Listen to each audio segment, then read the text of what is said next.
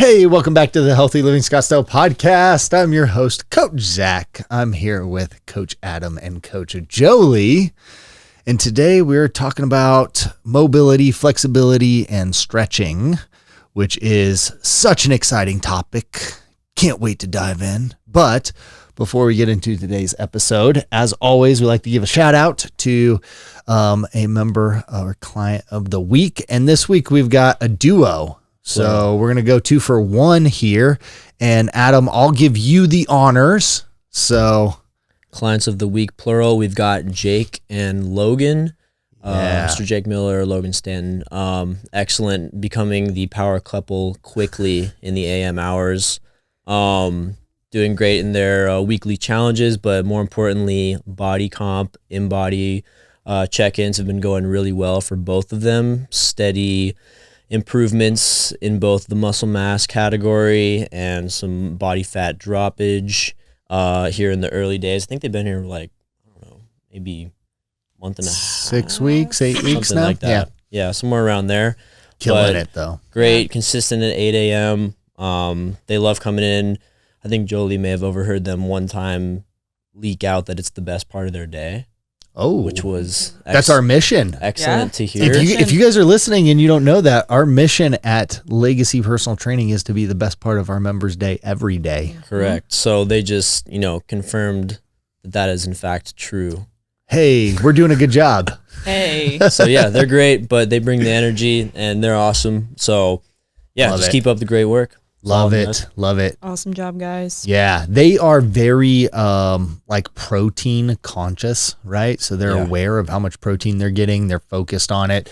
And they still splurge a little bit and go out to eat and, enjoy their life. But it's a really good example of what can happen when you are dialed in and then you also, go and enjoy life a little bit. So I love that. And it's kind of what we preach here from a nutritional standpoint. It's like, hey, you don't have to be anal. You can still have fun, still, enjoy eating out and those types of things, but just dial that part in, be consistent with your workouts, be consistent with your protein. Don't eat a bunch of junk and then, go have fun when time's right. So. Yeah. Cool. All right, guys.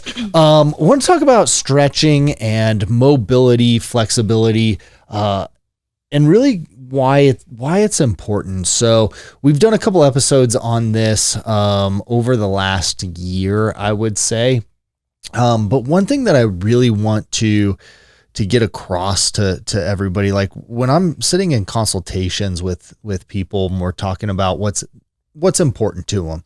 Everybody wants to look a little bit better. Usually there's a weight loss or fat loss goal there. Everybody wants to stay strong. But in order for us to do those things, plus what it seems to be kind of the recurring theme or goal for everyone is like, hey, I just want to feel really good and enjoy life. I want to be able to go play, not worry about getting hurt, not worry about being able to keep up.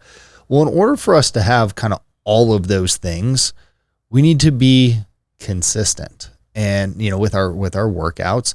And if you get injured, that is like the fastest thing to wreck your momentum. And so if we can keep you in motion, if we can keep you consistent working out, 3 times a week on average, 3-4 times a week, like we know that you're going to see really good results, body comp wise, but also from a strength standpoint, from a endurance standpoint, and just preventing injury is really, really important. And I think that's, we do our best in the workout programming to implement a lot of things, especially in our warm-ups that are like corrective exercises, that are stability based, that are working on or focusing on some smaller, stabilizer muscles.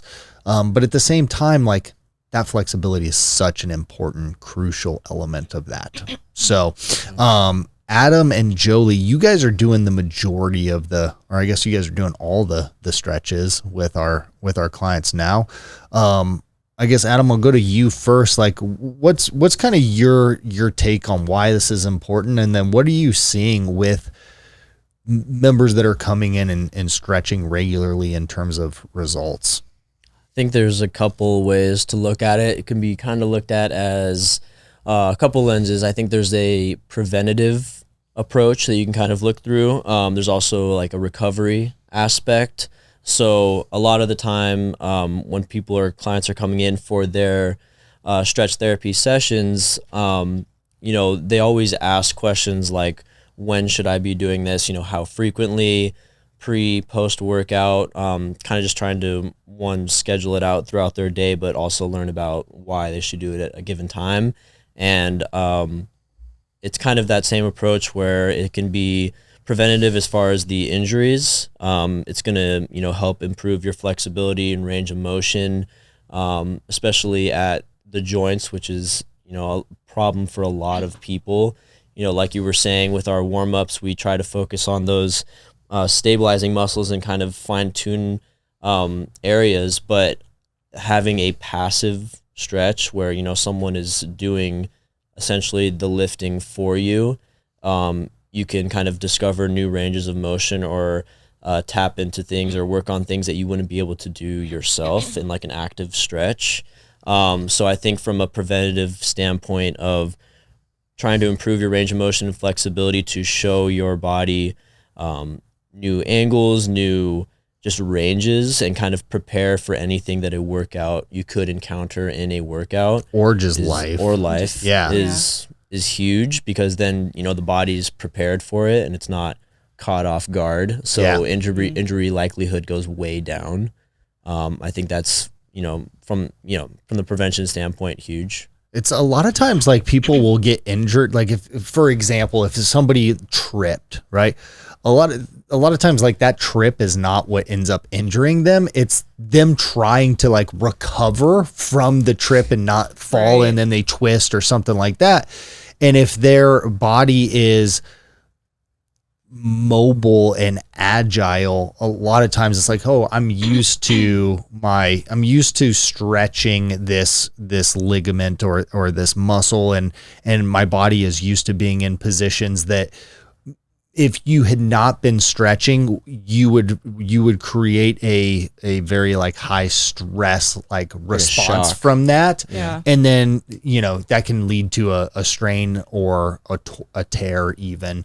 Whereas like if your body's used to like, okay, my nervous system is okay, or it's comfortable being put in these positions, you just don't get injured from that. You just keep walking. Basically. The body like tenses up like in preparation for whatever that trauma is about to be. Yeah. But if you're in a more relaxed or like just an easing of tension because of, consistent stretch, maybe the body doesn't get to a dangerously tense or tight level in those like traumatic situations. So it's one of the reasons why athletes stretch so much, right? And they go through their protocol daily. And that's one of the things too that I want to kind of stress for people is, you have to stretch frequently, consistently.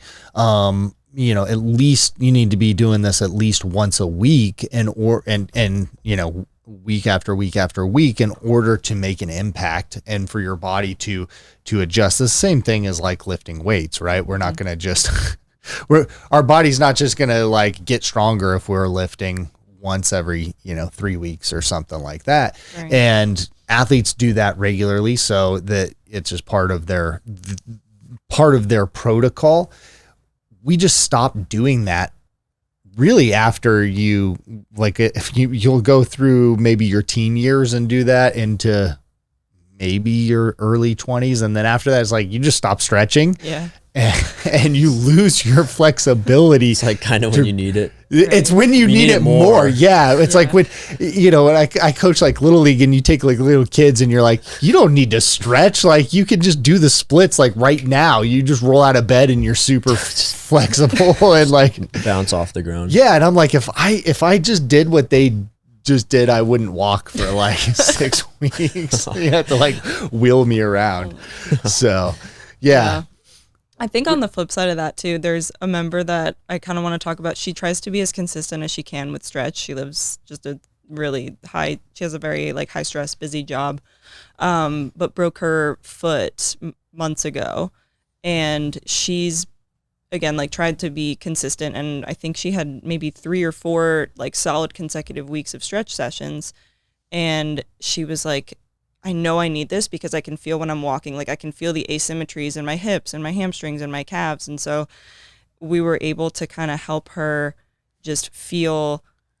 Usually when people have a stretch session, like they feel better immediately after, but for her, she was noticing in her workout, she was like, I'm actually noticing like different cues that like I can kind of take from learning the stretching that you do and like the techniques that you do and like the deep breathing to more kinda, awareness. Yeah, more of the body awareness of just this is how this stretch should feel. This is how this exercise should feel. And so I think there's like the educational aspect for people too of like learning when to breathe, how to breathe during stretching and exercise and things like that. It can just help increase that range of motion for when you're lifting too. Well, and stretch is, it's designed when it's manual, meaning like we are stretching someone. It's designed to push a little bit, right? Like the appropriate, we don't want it to be too easy where you don't feel like you're stretching at all. We don't want it to be too hard where you just feel like, I'm getting cranked down on, and then your nervous system responds negatively to that. Right. But it's kind of like that Goldilocks rule. Like if we were to do a hamstring stretch, it's like, we want you to fill a stretch. We're going to apply a little bit of pressure when you start to feel like it's stretching. We're going to push a little bit further. We're going to back off, reset, and then we're going to hit that point where it's like we ended, and then we can go a little bit further, right? And we can do that and do reps of that and increase your range of motion over during a session. And with I lost my train of thought here. What was I going to say? Like reaching someone's end range. I was going to talk about like our stoplight system, like the green, yellow, red that we do with people in sessions. It's but that's not where I was going. Where are you going? I don't remember. Should I go where I'm going? Go ahead. Okay, I'm going to go where I'm going. Okay. So on that same ish path, we use the light system. So it's like, that's kind of the importance of like when we try to get people to be consistent with the stretch, obviously the benefits, but us getting to know them and their capabilities and their flex. Obviously everybody's different. So we ask for feedback in live time while we're like stretching with somebody, let me know when I'm getting into a yellow, when I'm getting into a red, and like we can feel it. We feel the muscle like tensen up and jump sometimes, but we're trying to find a range that they're not going to do on their own. So we're preparing their nervous system, introducing new things to them. So I don't know if that's along the lines of where you were going. You refreshed it. Okay. So what I was going to say is we have learned, and this has really become popular over the last couple of years with really applying stress, but like good stress to the body and the positive responses of that. So cold plunging, for instance, has become very popular, and it's because it's like you're choosing stress and you're putting yourself in the cold water, and you're trying to just maintain and control your nervous system and be calm and breathe through that. Sauna, kind of the opposite end of the spectrum, but you're learning to like you're putting your body under stress. And your body basically goes through these waves of stress where it's like, okay, I was in the cold water for 30 seconds and then that's where it got really hard, and then I pushed a little bit further past that, and then the next time I hit 30 seconds, but then I went through another wave at 45 seconds and I made it through that. And so we start building up our resilience, and it's kind of the same thing with the stretch. Is like we're pushing a little bit, and if we push too hard, you'll get that stress response, and it's like it jerks almost. But when we do it and we're like, okay, that was a little bit, and then let's back off, and then let's do it again, and then eventually you start to become more and more flexible, and then and really that might not, it could be muscle tissue based, but most likely it's just like your nervous system being uncomfortable if you press too far. And so when you retrain the nervous system to increase the range of motion, you just feel so much lighter. Yeah. And so much more fluid. And if you look at somebody when they get sick, it's like their mannerisms become very close to the body. Like everything, you kind of go fetal position and you keep everything close. And when you see somebody that just feels really good, their mannerisms are bigger, right? They're bolder. And it's because their nervous system is like lighter and they're more fluid. It's like, that's how we all want to live, essentially. Yeah. But you will lose that if you are not working towards it, I guess, is the point that I want to make. So I think another thing that sometimes gets overlooked, and I'll drop it into sessions on the floor sometimes too, is what fascia is. And it's like it's a connective web essentially in between what people think muscle in the gym, either stretching or resistance training, whatever it is. And a lot of times in a stretch we get to whatever muscle group we're trying to hit and kind of stay there, but there's that in between gap that needs to be worked. And I feel like in our stretch therapy sessions, that's a lot of times what we're tapping into is like that kind of slow build or that slow working into that almost uncomfortable range. It's that in between time that we're hitting that fascia too, that's gonna get to that bigger feeling that you're talking about, where they just feel a little bit more free flowing, because it's not just like the main muscle or the main muscle groups, it's that in between also that makes you feel the nervous system's just more comfortable and more fluid. So I feel like a lot of times that's overlooked. You just want to move without restriction. Yeah, when it comes down to it. And Exactly. if you are not, like in your day to day, if you are noticing, okay, hey, when I lift my hand over my head, I have limited range of motion on this side, but this side can go this far back. Well, if we don't attack that, really, if we're not working on that, it's not going to change. It's probably going to actually get worse over time. And so it's like, well, how do we increase the range of motion and get that to be balanced from right to left, or if you have limited mobility and you're noticing that in your day to day and it's impacting you, like, you can fix that. It just takes time. It takes time and consistency. It's the same thing as working out. Yeah, really. So, but you look at, I think everybody probably has the goal of being like the 90-year-old that's still up and moving around and, living life and enjoying life. Because if you get to that age and all you're doing is sitting there and, you can't move and you go to stand up and you're all hunched over, and that's not really living, right? Like, you're just use it or lose it. Yeah, exactly. So you should be paying attention to these things. You should be focusing on them. I don't know. You guys have anything else you want to add? I don't think so. I mean, just good, clients that we have doing it here pretty consistently. If it's once a week, like definitely I could think a couple off the top of my head that's, noticeable changes in their strength training program too, just how they're moving a lot more fluidly. If they, we had one guy that had a bad Achilles injury a while back. He had, he would spend a lot of time sitting. We worked his hamstrings a lot, his hips were really tight.